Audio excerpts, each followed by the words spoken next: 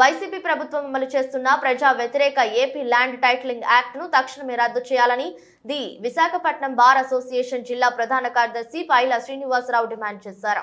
మంగళవారం Visakha press club లో ఏర్పాటు చేసిన మీడియా సమావేశంలో మాట్లాడుతూ ఇప్పటికే ఈ చట్టం రద్దు చేయాలని నెల రోజులుగా నిరసన చేపడుతున్నామని, అయినా ప్రభుత్వం ఏమాత్రం పట్టించుకోలేదన్నారు. ఈ ఉద్యమాన్ని ప్రభుత్వం అవలంబిస్తున్న తీరును నిరసిస్తూ మరింత ఉధృతం చేయనున్నట్లు తెలిపారు. ఈ భూ యాజమాన్య హక్కుల చట్టంపై గ్రామ స్థాయి నుంచి ప్రజలకు న్యాయవాదులు ఆధ్వర్యంలో తెలియజేస్తామన్నారు.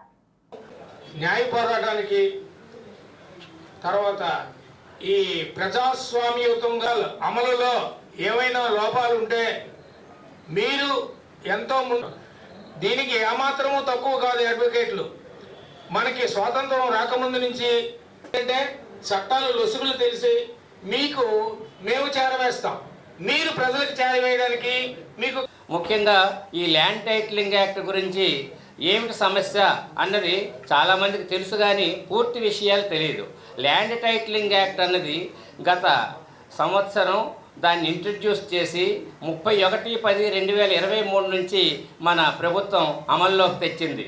ఇది లోకల్ యాక్ట్ కింద కన్వర్ట్ చేస్తూ మన ఆంధ్రప్రదేశ్లోనే ఈ చట్టాన్ని ఇంట్రడ్యూస్ చేయడం జరిగింది. మిగిలిన స్టేట్లు వాళ్ళు ఎవరు కూడా ఇది ఇబ్బందికరమైందని, రాజ్యాంగ విరుద్ధమైనదని, ప్రజలకు ఇబ్బంది కలుగుతుందని, ప్రజల తాలూకు ఆస్తులకు రక్షణ లేదనే ఉద్దేశంతో వారెవరు ఇంట్రడ్యూస్ చేయనప్పటికి కూడా మన ప్రభుత్వం వారు దీన్ని ఇంట్రడ్యూస్ చేశారు.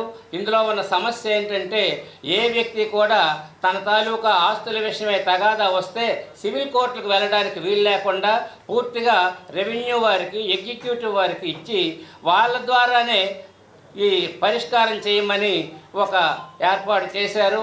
దానివల్ల మీకు తెలియంది కాదు, సివిల్ కోర్టులో చట్టాలన్నీ కూడా ఎన్నో ఉన్నాయి. లిమిటేషన్ యాక్ట్ ఉంది, ఎవిడెన్స్ యాక్ట్ ఉంది, స్పెసిఫిక్ రిలీఫ్ యాక్ట్ ఉంది, సక్సెషన్ యాక్ట్ ఉంది.